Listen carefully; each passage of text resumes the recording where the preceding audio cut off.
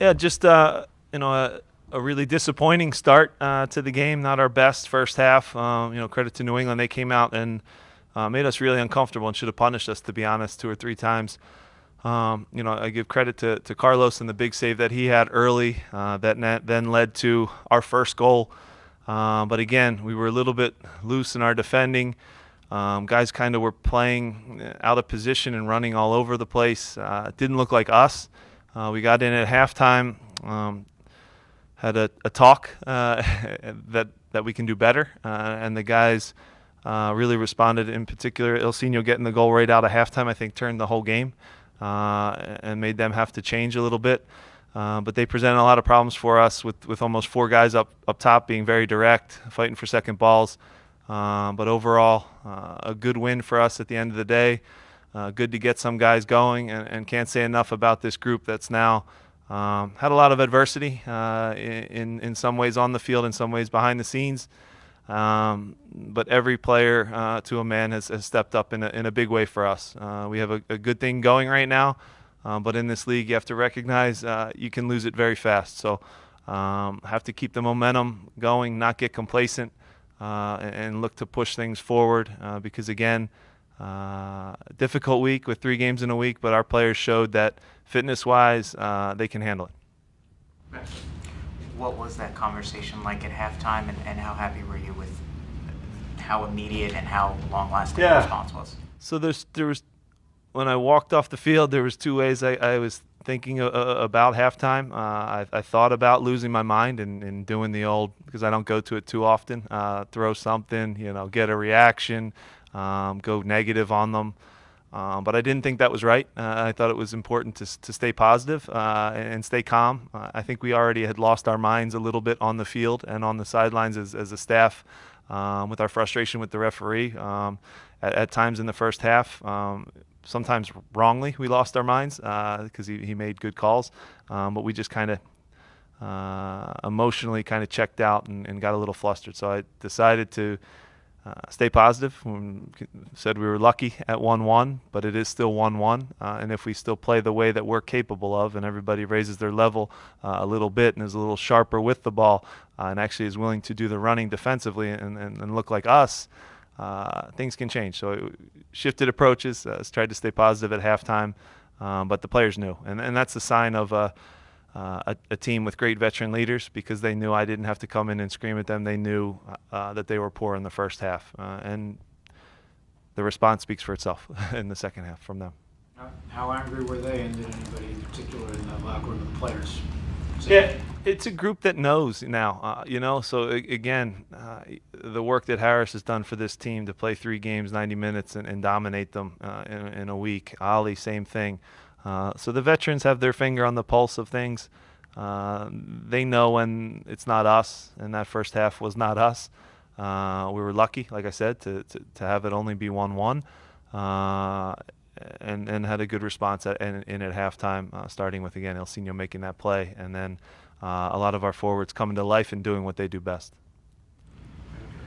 Do you think with the loss of Corey Burke just before the game, did that motivate the players beforehand or kind of demotivate them a little? Yeah, it's tough to say. It's been it's confusing for them. Corey sent a pretty heartfelt message to the group on our little group app that we have and share. I think it hit with a lot of guys. You could tell by a lot of the responses. So he's with us, in a way now where he wants to be here. You can still feel it. The guys all feel his absence, and they wanted to do something special for him. And I think that you saw that with the tribute when we scored. So, life is highs and lows.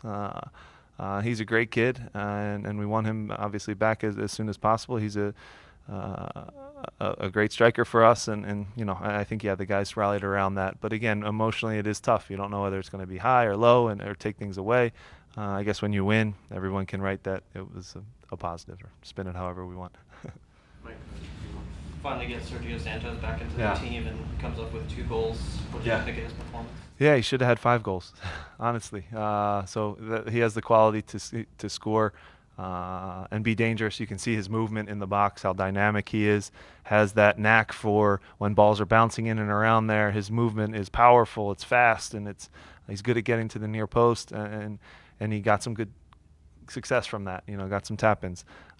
His fitness, you could tell we have to work on because again, we have a group that all 11 have to be willing to play without the ball and defend as well.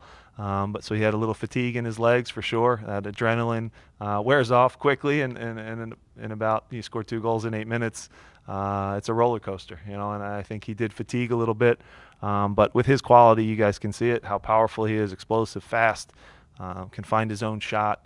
And is a great striker. So great first game for him. But again, we want more. He knows too. He said he actually disagreed. He said he should have had 4 instead of. So we're at least a little bit close on the same page. Jim, I saw you after the game go over in every inch of the river end, kind of go high five the fans. There's been a rocky, I guess, relationship between you guys. Yeah. What did that moment for you personally mean? Yeah, it's good. They're behind us. Win or lose, they've been a group that always sticks behind us. And again, they're so instrumental in the founding of our club. They mean a ton. I got it on my inside of my. I got the Latin on the inside of my sewn in. So the Sons of Ben. So again, they're a big part of this club. They mean a lot to us. So yeah, just to show a little appreciation for them.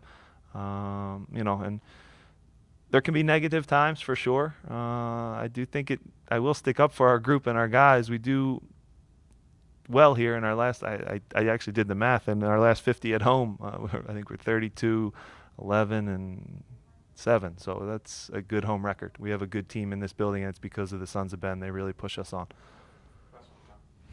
Middle of that house, Brendan Harrison. Yeah, just reached for a ball. He's one of these players that.